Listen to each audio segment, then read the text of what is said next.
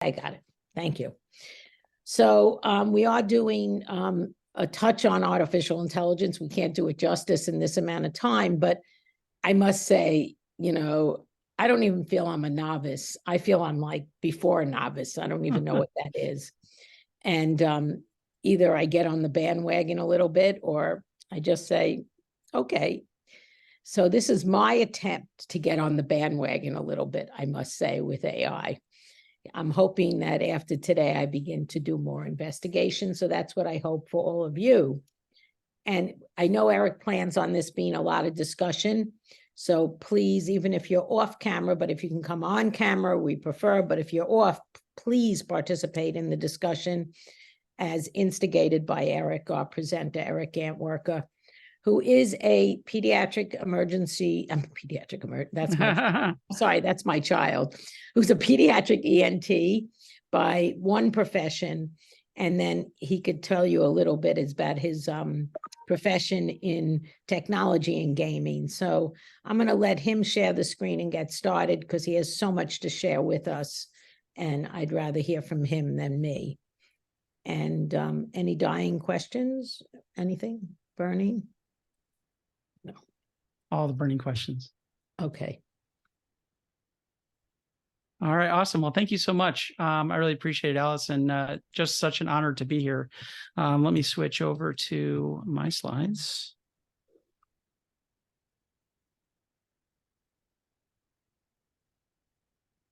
I try to use technology today. We'll see how it goes. One thing about technology is it can always fail you. So I'm Eric Antwerker. Thank you so much, Alice. I've been here, since February of 2021.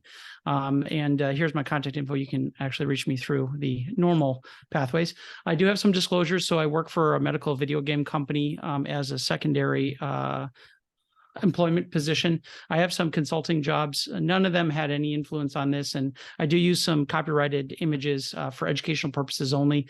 Sometimes I name some companies. It's not intended to be endorsement in any way or promotional. It's just for informational purposes only. I wanted to thank Alice for being so welcoming. One of the first people I had the pleasure of having contact with after knowing her before, but reconnecting. And thank you all for joining us. So I wanted to get a general sense of people's general experience with AI before we get started.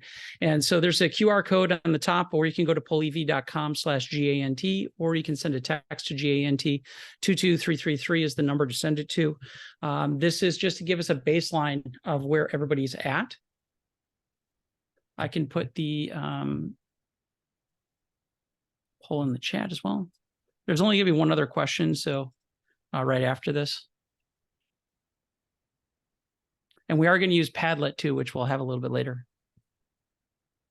I am an AI. I like that. that was surprising nobody puts that. Now I read it because I got to that choice. Correct. Usually if I see people chuckle, I know they read all the way through. Okay. How we doing? Awesome. So it looks like an interesting mix. Nobody sort of self-identifies as an absolute wizard, but we still have some people who are relatively familiar with it.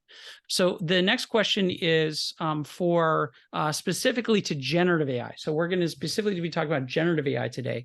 So I wanted to know, again, if you just go back to the same poll or the same window or the same chat, let me know.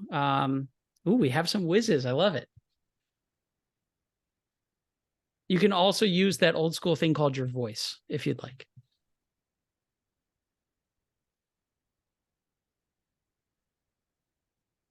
Perfect. So we have a fair amount of experience with generative AI, so we're going to talk about that. So why technology? I don't need to belabor this, but there's something called the Moore's Law, which basically says that the number of transistors on a chip double every 18 months. Essentially, what this means is that computers are getting faster and they're smarter. They are giving us massive computing power. If you could look at the Apollo 11 computer, they basically go by how many calculations it can do per second. And so the Apollo 11 computer that put them on the moon was 12,000, and your current phone is much, much more, even more than this iPhone 12, which is about 11 trillion. So you can think about the fact that you have a virtual computer in your pocket. You can imagine the supercomputers that are running these technologies. All of these go through all these different hype cycles, right? So AI is probably the biggest hype right now. And so this is why we're going to digest it a little bit and see and pull it its parts to see where the rubber meets the road and where actually the opportunities are. But AI is huge on this hype train right now. And actually, the Medical Futurist is the name of Bertalan Mesko's company, one of the authors of one of the articles that you all read. So AI is extremely blowing up right now, and there's a ton of different use cases. We're specifically going to talk about generative AI because I think it's more apropos to what we're talking about from an education standpoint, but there's a ton of applications. And just to know that tomorrow's physicians are going to have a totally different tool set at their disposal. And so there's going to be a huge epistemic conversation that I'd like to have with all of you, as well as to what do people actually have to know. And so basically, beyond the hype, everybody says AI is going to change the way we do it. And I think every single technology that comes out, we think that. And I think Bill Gates put it well, where he says it's as fundamental as the creation of the microprocessor, the personal computer, the internet, the mobile phone. It will change the way we do everything. And I think there's no doubt about that. I think of all the things that get hyped, I think AI is real, and I think AI will change the way that we do things. So there's a lot of definitions flowing around. Most people use the IBM definition, which is essentially thinking that an artificial intelligence leverages computers and machines to problem solve and decision make, similar to the capabilities of a human being. The difference between regular software that you may use and AI, because this is always a big discussion point and area of confusion, is in order for it to be AI, it has to be autonomous, which means that it's making decisions for itself. It's not making decisions based on any external input, but it'll take the input and develop an output, and it also learns. So it has to learn through those interactions and through new data. If it's not autonomous and it's not learning, it's probably not AI.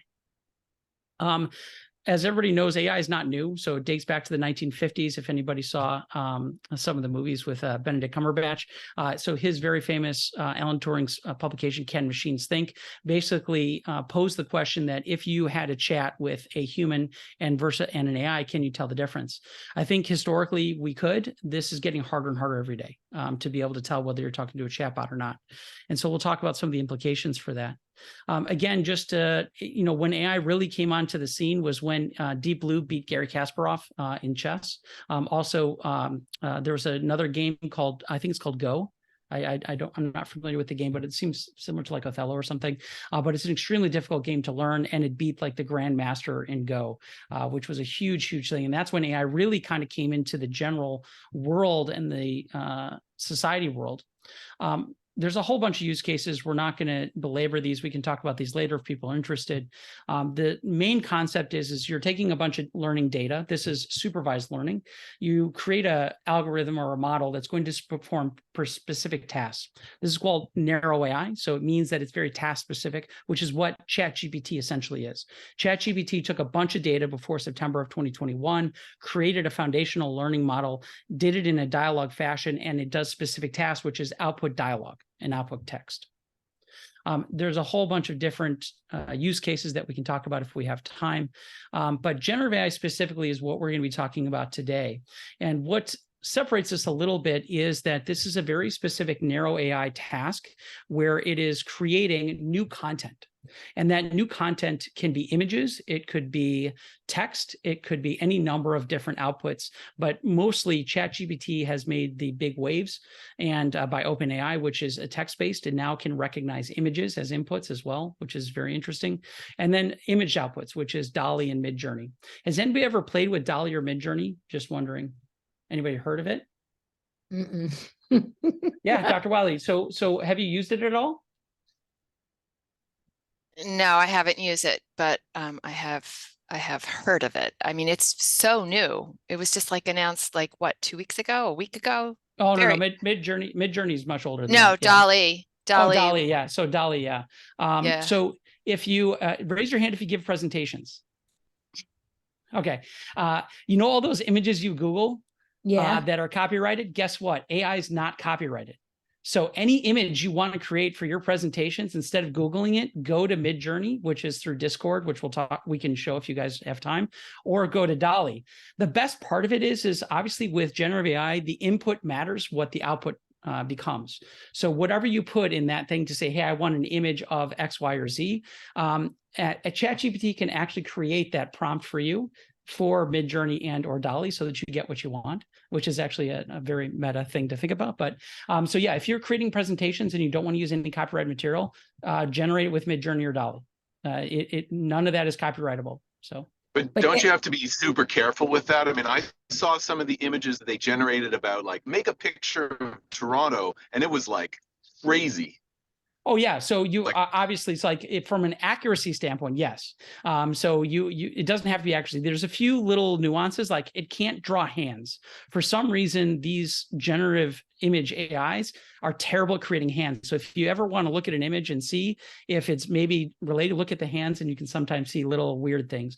But like if you're just creating, yeah, exactly. If you're creating like, mystical scenes. So you'll see a lot of the publications now that are coming out in about AI actually use AI images, which is actually pretty interesting. So you can see a whole host of them. Actually, if you see, let me see if I stop my video.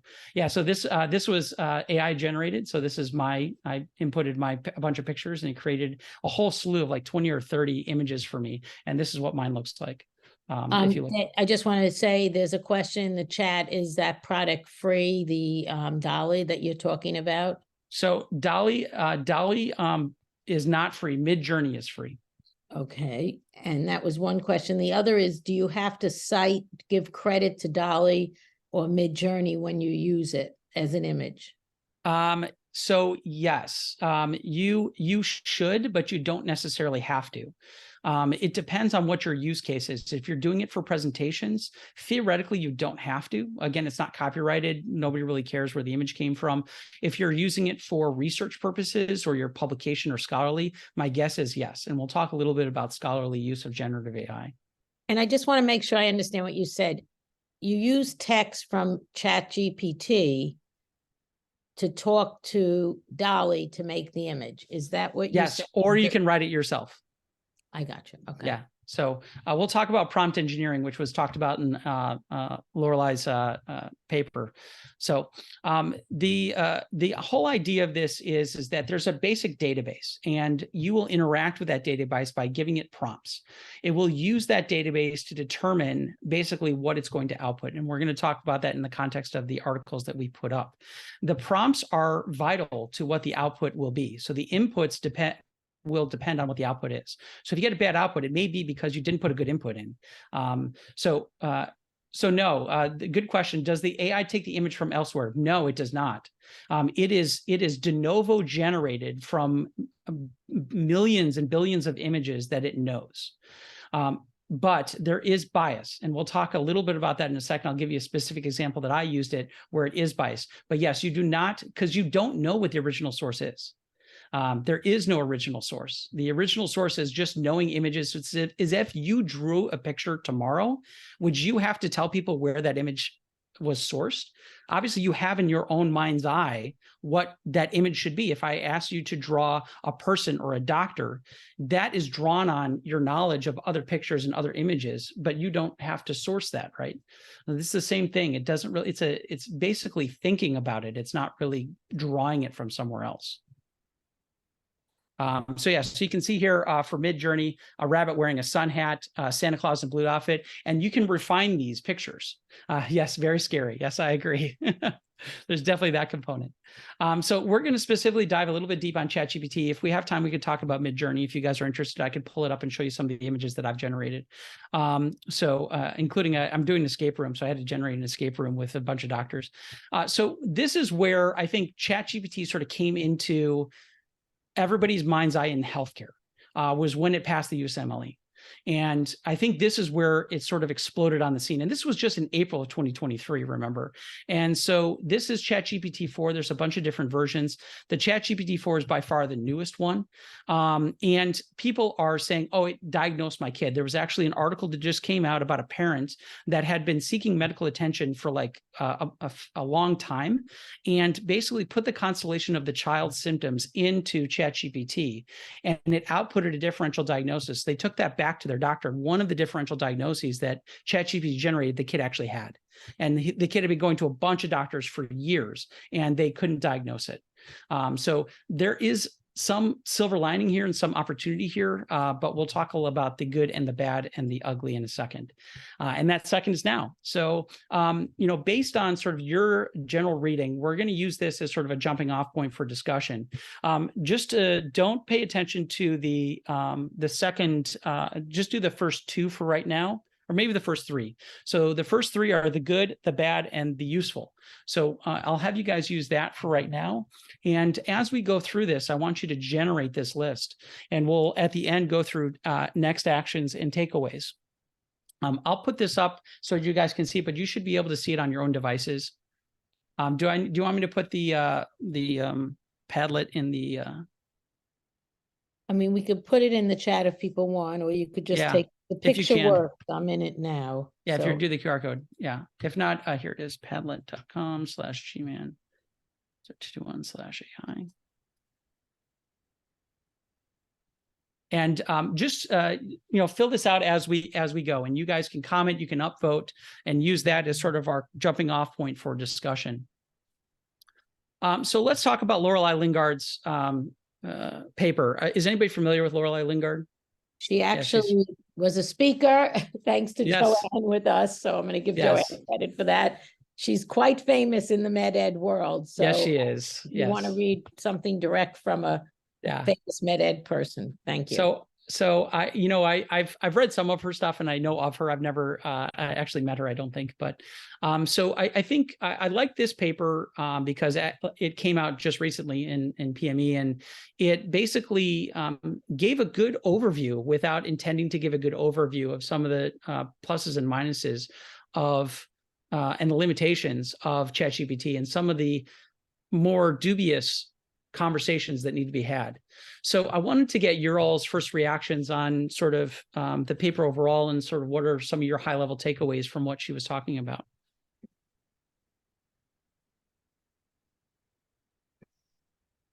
This is audience participation time.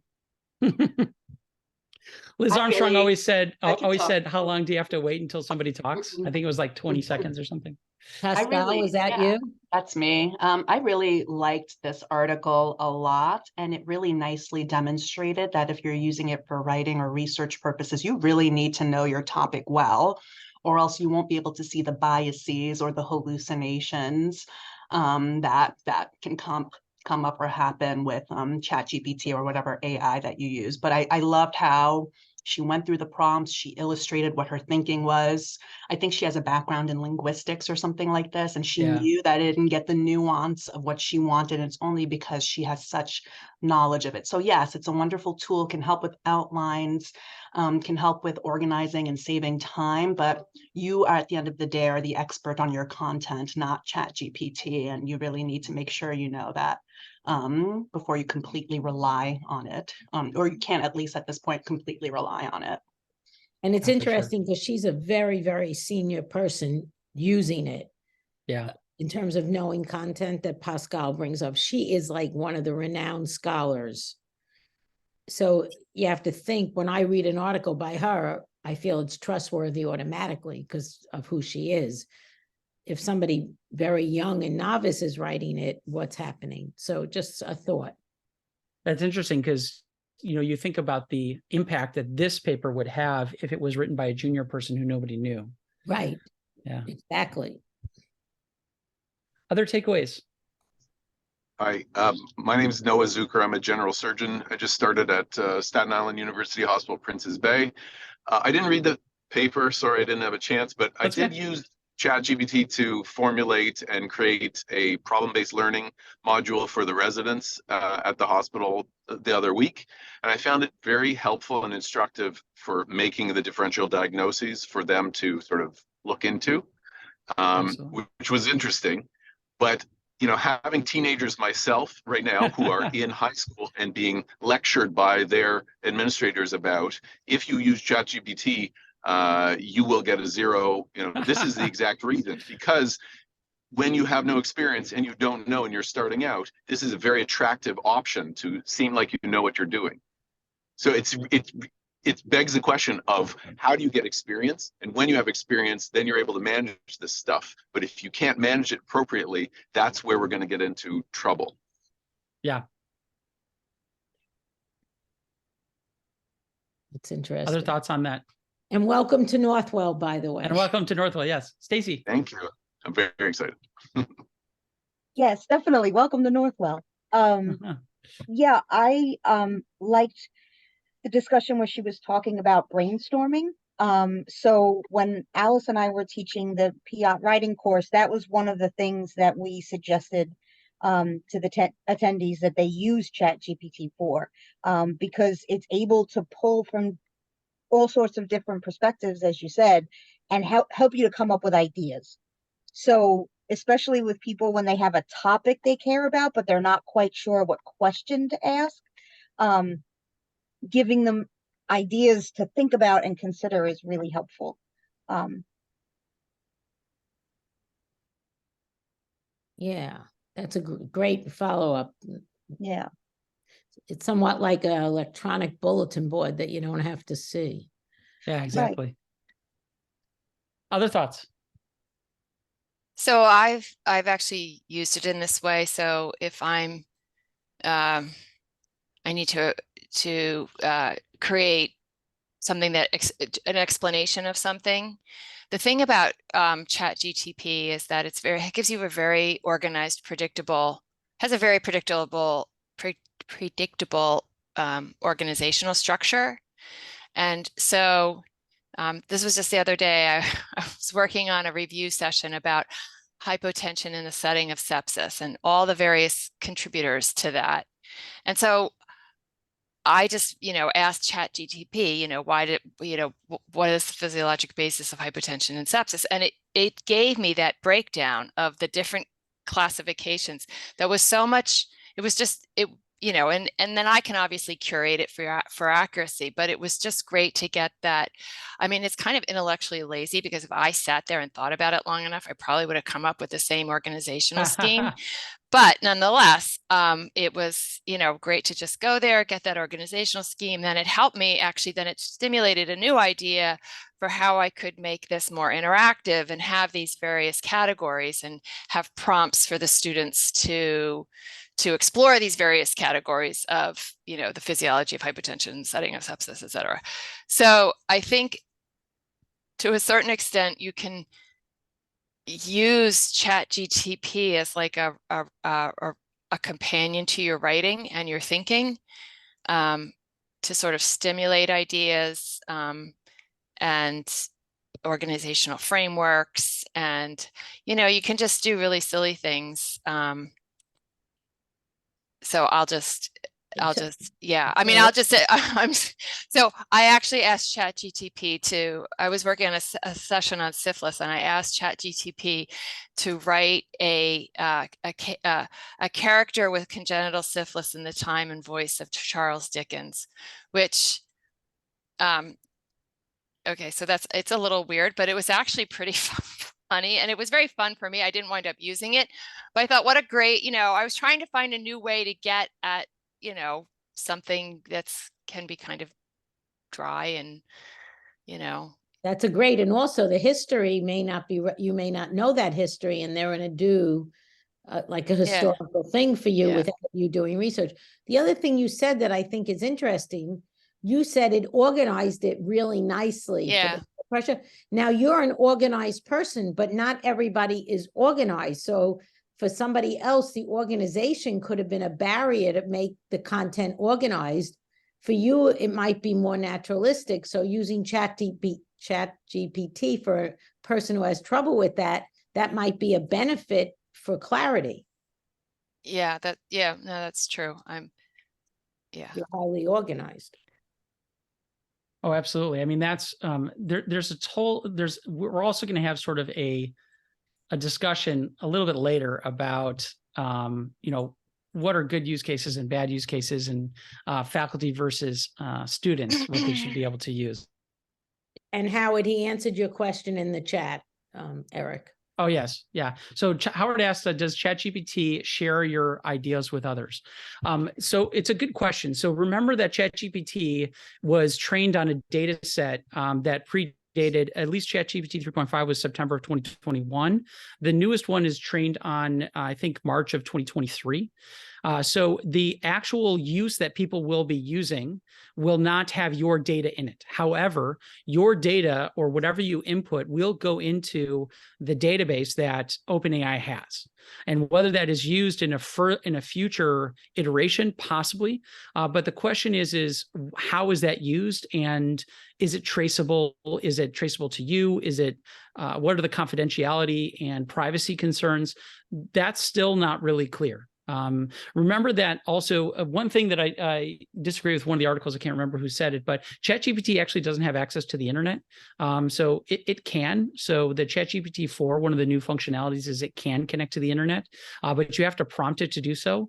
And the other thing it has issues with is accessing databases. So anything that requires a login, remember that it cannot access databases. So for example, it can't access PubMed. Right. So this is one of the reasons why references get hallucinated most often is because it can't access PubMed. So it's only trained on the data that has available to it. So we'll talk a little bit more. Any other comments about Lorelai's conversation about writing with ChatGPT?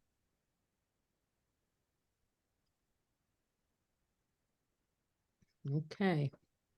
I just, this is Stacy again. I wanted to add something too about where she was talking about the editing pieces and how she kept saying, I want it to be this many words and that many words. I've found it really very, very useful because I tend to overwrite. And I say, can you cut this down to my word limit?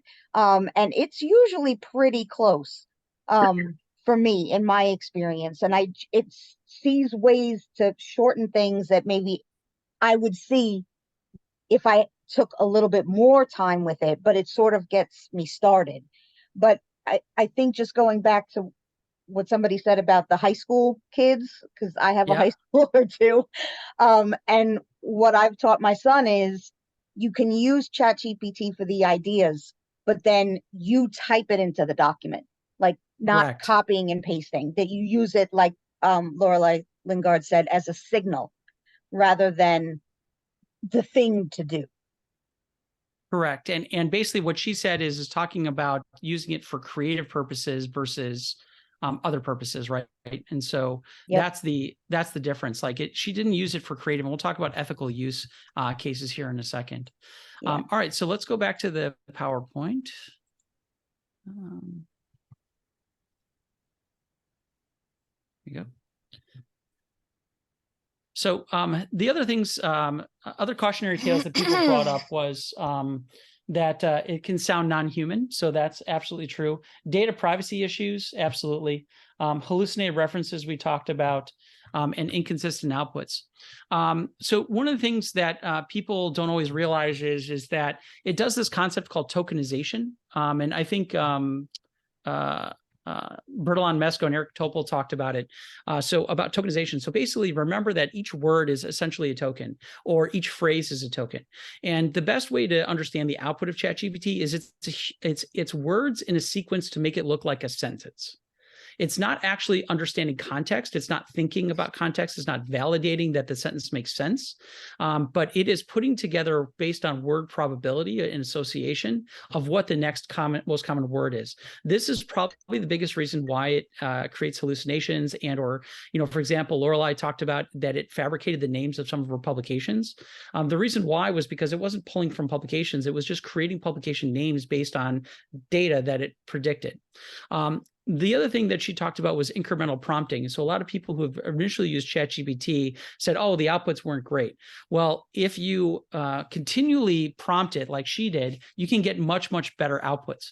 In fact, now you can even save a profile, which I think she talked about a little bit, is you can save a profile to OpenAI to say, I am a academic researcher. This is my specialty. This is my style, and all those things. And that will actually improve the outputs that you can have from ChatGPT. She talked about the role of domain-specific knowledge, which we've talked about, the fact that it's invisibly selective. So sometimes it'll choose certain things without choosing others. We'll talk about bias in a second, but the other thing is she talked about was it's a stateless architecture. So what that means is the second you close that window, it doesn't remember the conversation that you had with it. It doesn't save that state. So it's as if you start a new conversation completely. It will not carry over to the next conversation. It's not learning in real time from your conversation, except in the actual conversation itself, if that makes sense. And then there's lots of scholarly implications. She talked about that now some publications were adding ChatGPT as an author. A lot of journals are still sort of figuring out what their stances are going to be, but for most part, it's an honor code. You have to say, yes, I did it, or no, I did not. One of the things that we talked a lot about was the idea of AI detection. So there's been a lot of discussion about detecting whether scholarly work and or student work is done by ChatGPT. Has anybody heard of those things, used them?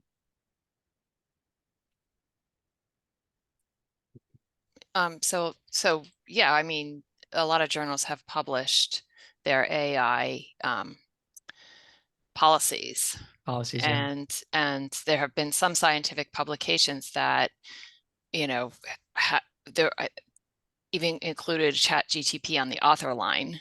Correct. Yeah, so it's kind of, I think it started out like the Wild West, and now things are beginning to settle down as publishers are getting a little more. They're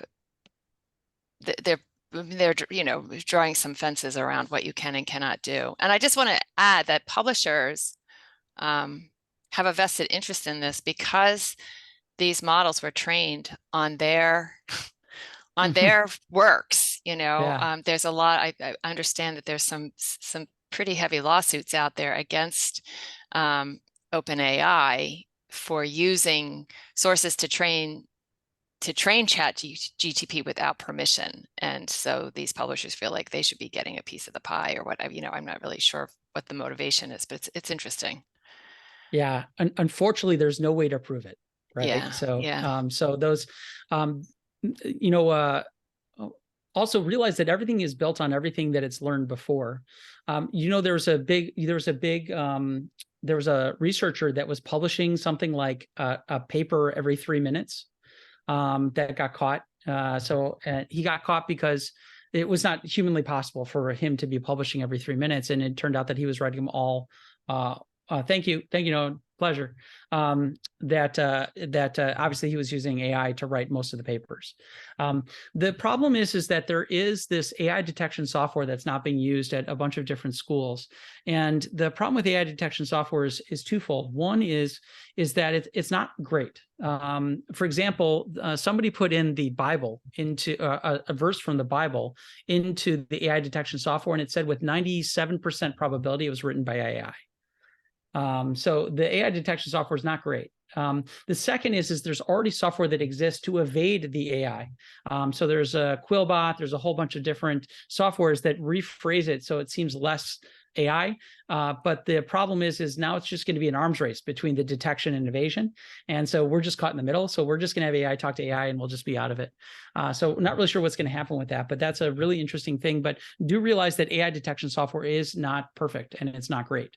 So even if that is the source of our solution for how we're going to figure out whether students are using it or not, just realize that is the case, that it's not always the best. So Lorelei talked about ethical uses. So she talked about first drafts, summarization, editing, rephrasing, revising, brainstorming, outlining statistics. I've used it for statistics. So I had to do a power calculation and I'm terrible at statistics. So I asked it to ask me all the questions it needs to know in order to do a power calculation, something I would normally go through a biostats person for. And it was able to do it in a matter of seconds. And I secondary validated that information. It was correct. But that was something that probably would take a while and maybe even some some funds to be able to do. Wendy. So I'm glad you brought up the calculations because I'm not sure. Earlier in the year, there were studies found that ChatGPT had a hard time doing mathematical calculations, even simple addition problems. Which is funny, yeah. Yeah, and it's like really inconsistent. You would ask it one time and then it'll give you the right answer, and then you ask it several other times and it's very like it was not consistent. Have they fixed that? And Yeah, I remember yeah. at a talk they were saying initially it wasn't working because the numbers weren't like interpreted as like binary, like they weren't numbers, they were just characters, and the output was just looking at the likelihood of that character being next to the next character that you put in. Correct. Yeah. And that comes down to the tokenization, remember? So it just remembers that 4 plus 5.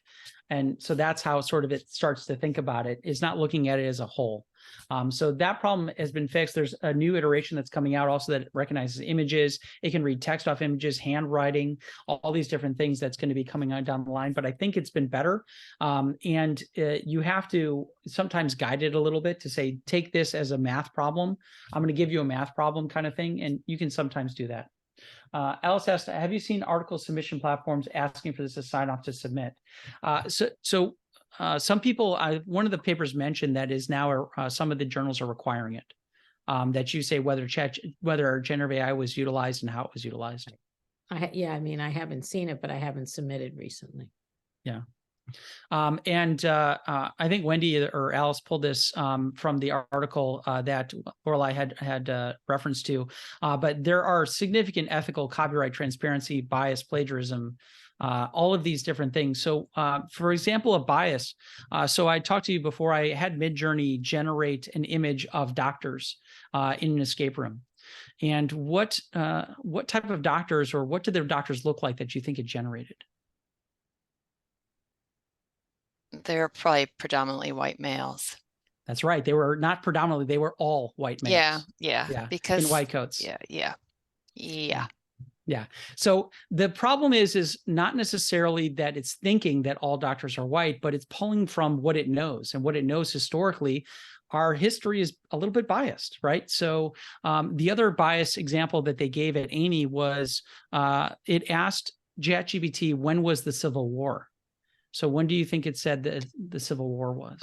Well, if you didn't specify the American Civil War, it probably gave you, Correct. I don't know, Kosovo or something, who knows? So the bias, because it didn't say which Civil War, right? And the bias was it gave the American Civil War. It did not even recognize that there could have been other civil wars. Yeah. Right. So this is unless you had that domain knowledge that Lorelei was talking about, you may not have known that it sort of left out all of this information that would have been useful to you. Right. They'd say, well, the American Civil War was X.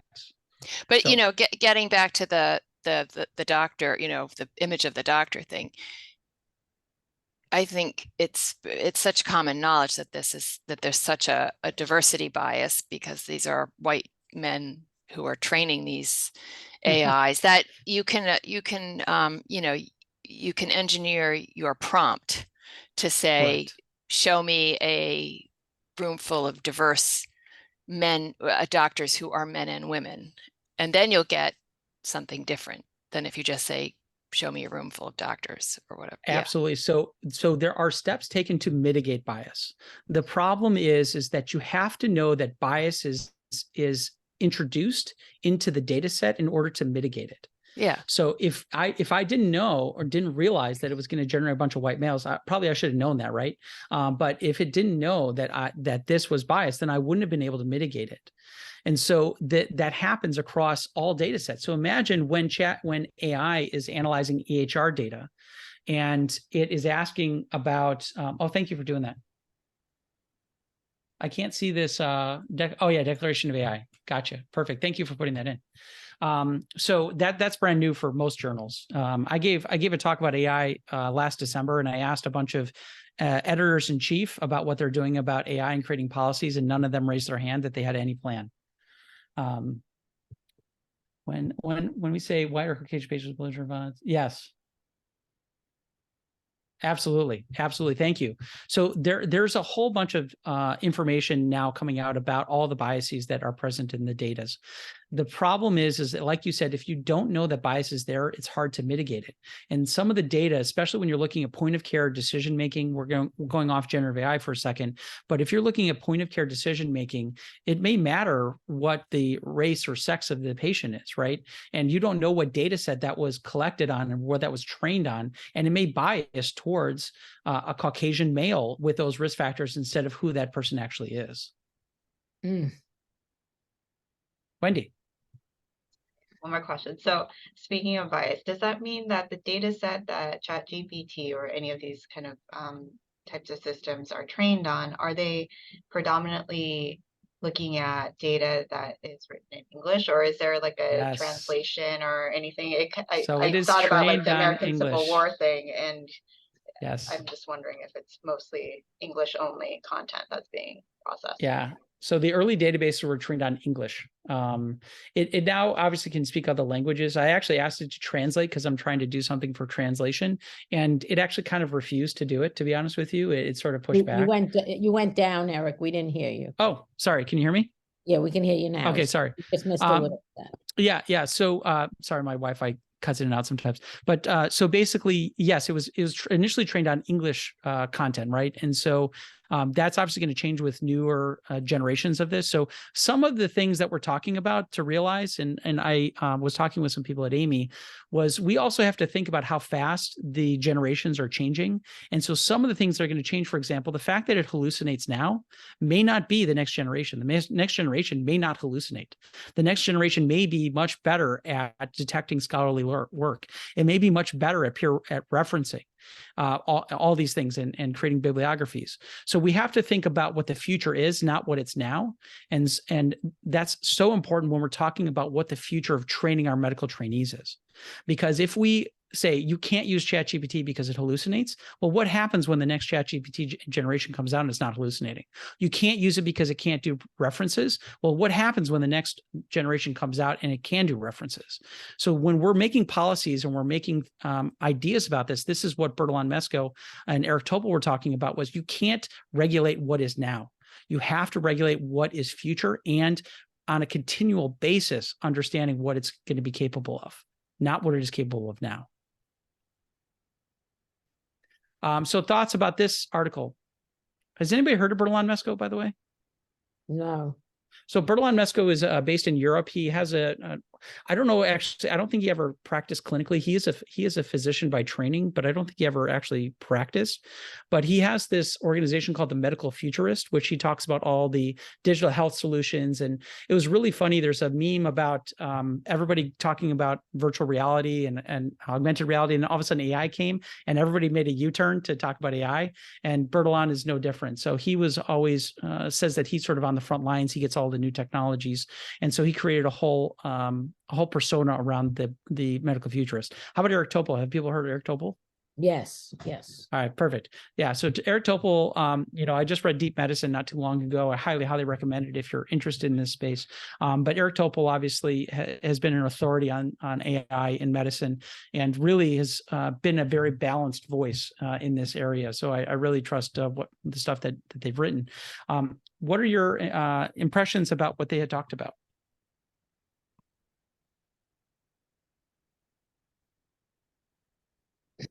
We've talked about all the bad. So what are we going to do about it? Yeah. Good question.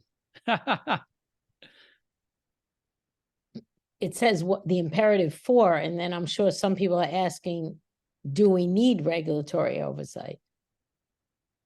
It's a good question. The opposite end, like free speech, regulatory oversight. Do we need that? So there's actually a bipartisan if you can imagine the word bipartisan, actually existing in today's, anyway, in the Senate for a regulatory oversight of generative AI. I don't know the specifics of it, but yeah. My friend is a director of AI for HHS, and I've been talking to her about this. And the problem is that you have a bunch of people who don't know technology, let alone know AI, who are trying to create regulatory, and it's been a mess because they just have zero domain knowledge, and they don't even want to hear from people who do, and they don't even understand when people do. The greatest example of this was, I don't know if you guys ever saw the cross-examination of Mark Zuckerberg when they were talking about WhatsApp. Did you guys ever see these? So the funniest thing about WhatsApp was when they were talking, they were basically interrogating him that Facebook was collecting data from WhatsApp. This was the premise of the conversation. And basically what Mark Zuckerberg says, no, it's encrypted. And so the senator said, well, or the House Oversight Committee said, no, but like you guys collect that data in some cloud somewhere and you guys analyze it, you can analyze people's conversations. And he said, no, sir, it's encrypted. And he's like, yeah, but you guys have the ability to unencrypt it, right? And all this stuff. And this went back and forth, I kid you not, for 15 minutes. And I strongly recommend you watch this segment. And basically Mark Zuckerberg goes, sir, do you know what encryption is? And it just went silent. And it was very clear that he did not know what encryption, end-to-end encryption was. So these are the people who are making these policies. Yeah, Pascal, you had a question, comment. Yeah, just piggybacking off what you said, I think we need to know the capabilities first before we put the iron fist down and regulate it at this point. We don't even know what it can or cannot do. I think we need to explore the potential before we put a brake on things. Yeah, 100%. And, you know, Elon Musk several years ago was giving a talk in Boston, and he basically said, excuse my French, but don't F with AI. You know, all the stories that you've heard, and, you know, Space Odyssey 2001 is going to be a reality. But, you know, him and many other people have actually asked for a moratorium on OpenAI for right now until we get our handle on what it's going to be capable of doing, because of all these concerns. And you saw what Andrew Ng, so Andrew Ng, he's you know, big in whatchamacallit in MIT, and does a lot of the technology stuff in MOOCs and everything. So Andrew Ng said, no, you know, this would stifle innovation. So this is the problem we're at, is do we stifle innovation by giving it a halt and regulating it, or do we give it the opportunity to do what it's going to do and just put guardrails in place?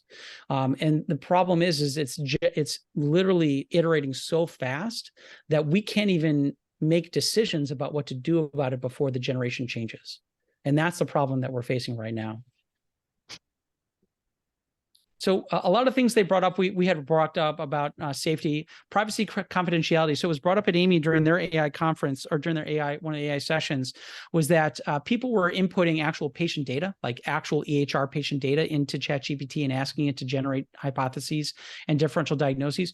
Realize that that technically is a HIPAA violation, because you are releasing it outside of your institution into a secondary a private entity. So that is a huge problem. And the question that somebody else brought up was, can that information be used? That information goes somewhere. We have no idea where, what they do with it. But yes, there is significant privacy and confidentiality concerns. When OpenAI accesses the internet, there's going to be huge concerns, right? Because then all of a sudden hackers and everybody else can access it, right? Right now, they can't really access the underlying database, but there is very, very significant concerns if this gets access to EHR data and what it's going to do with it. And that is a huge, huge discussion. A ton of companies that are trying to do HR using AI. We talked about ethics. We talked about bias. We talked a little bit about trust. We'll talk a little bit about litigation. So there's a big discussion when Tesla, you know, the auto-driving Tesla, got into a crash. And the problem was that when the Tesla, if it kills somebody in its auto-driving, who's at fault? And who do you sue?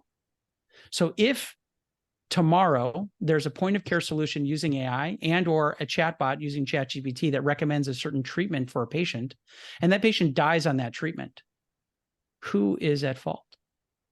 Who are you going to sue? Yeah. Is it who created the algorithm? Is it the person who sold the algorithm to the company that used it in their back end?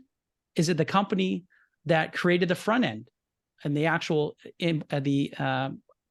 interaction between the patient? Is it the doctor who oversees that patient? You know, so these are the ethical conundrums and the regulatory and legal concerns that we're going to have. Is AI is not a person. You can't sue AI.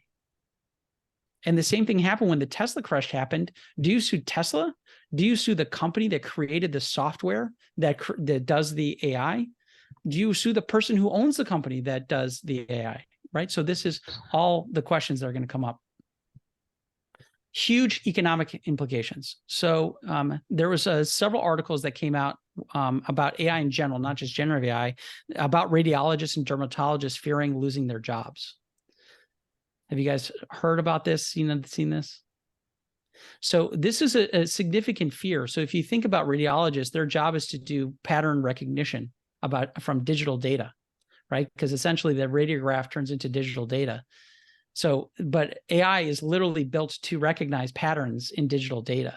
So there is significant concerns about the economic downstream and this new industrial revolution about what's going to happen to our jobs. This is going to extend to our trainees. What does the trainee of tomorrow going to have at their disposal when they're actually in clinical practice? And the reverse of that is, what do we need to teach them to get them prepared for that? The example of this is one of the medical schools in the Midwest just stopped teaching dosing of medications. Why? Because dosing of medications can be looked up in about 5 seconds. And they did not want to waste time in the curriculum to teach the medical students how to dose medications when they have just-in-time access to that data. It brings up this epistemic decision of what do we train our trainees to do and what do we not train them? And it'd be an interesting conversation that we'll have in a second. We'll have a couple minutes just to talk about this study. We're going to talk about some of the data that came from this. This was one of the studies that really sort of talked about ChatGPT's performance. Any reactions to this study? Any other questions or thoughts? It just goes to show you how bad those questions are. Sorry. So why did it do so poorly? So this it also passed the bar exam. Correct. So funny enough, it's really funny because you bring that up as like, my first thought was like, why did it do so bad was because the questions were bad. That's actually like literally the first place my mind went. The other was, I was trying to look at some of the data from Amboss. I'm not familiar with Amboss as much. I don't know if anybody else is, but the wording of the questions and how it's worded, is it nuanced? Is there like subtleties? Is there, ambiguity that's introduced into those questions, or why do you think the language model did so poorly? Relatively poorly, let's put it that way. Why didn't it get 100%? It has all the knowledge. So it's because you have to I'm actually involved in a study right now with a startup firm at UCSF to use ChatGPT to grade essay questions. Oh, cool. Yeah. And we found that what is a good prompt for a person is not a good prompt for ChatGPT.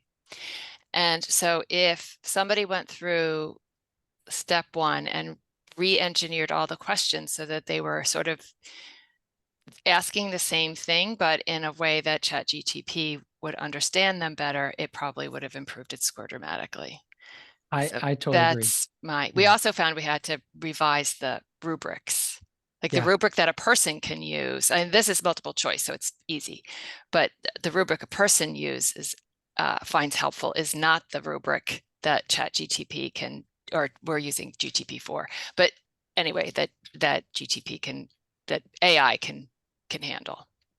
Oh, for sure. So narrative assessment is a huge discussion point that was at Amy with all of the AEI panels. And basically what they were using it for, I gave a talk with some folks, and one medical school specifically was basically uploading the rubric to ChatGPT and telling it, this is what I want you to score this on. And it asked, do you understand the task? And it said, yes. Do you have any clarifying questions? And it asked a few clarifying questions. It said, okay, here's the answers to those questions. Do you feel like you're ready now? And it continually asked the model until it felt it was ready. It had a good understanding of the problem. And it gave it a couple of test narratives to see how it did. And once it performed well enough, then they uploaded a sample narrative, and it was able to do it very, very well. And the inter-rater reliability was actually pretty high with a human. So narrative-based assessment actually is going to be a potential future use case for it. Well, the thing that, I don't want to go off on this tangent, but the thing that's really powerful about this is that for each answer, it gives a rationale Yes. for why it scored it the way it did, which is amazing. It just opens the whole feedback window up, that students could get specific feedback on every single question as to what they did well and what they what they didn't accomplish. Absolutely. That's Yeah. amazing. I just want to point out the journal that this is in. I don't think it's a journal that many people access regularly, but these are the type journals where this stuff is coming. Yeah. JMIR, I read a fair amount of stuff. JMIR MedEd, I actually read more of the tech stuff because the traditional journals don't always publish some of this stuff. But yeah, so I thought one of the interesting things about this was basically talking about the use case of ChatGPT as a medical tutor and or peer teaching assistant. I thought that was an interesting concept. Again, you have to have domain knowledge to be able to understand if it's correct or not. But that process of secondary validating the outputs from ChatGPT is actually learning as well. So just a few last minute probing questions. We talked about a fair number of these. What are the potential use cases, the regulation, the epistemic conundrum, and scholarship? We talked about a fair number of those. This is the bibliometrics. Wendy, did you want to go through these real quick? Well, we're tight I on think the time. discussion's more important. Yeah, okay, perfect. I just want to say that this will be posted on the faculty development website. We recorded this, and I'm also going to post the chat. Perfect. I'm just going to go back to the Padlet real quick, and then we can wrap up. So the good, bad, the ugly, we talked about some of the usefuls. Feel free to put in your own takeaways that you want from this discussion that we had. The next actions is what do I want? What are you going to do today? What are you going to do tomorrow to learn more about this and or try this out? I encourage you all to try out ChatGPT if you have not. It is free for the 3.5 version. If you want to get the 4, it's like $30 a month. But I strongly recommend it, and or Midjourney. So Midjourney, if you want to get access to it or figure out how to use it, just let me know and I can definitely share that with you all. But these are for your takeaways, and I'll create a PDF of this and send it out to Alice to be able to send out to you all with this recording.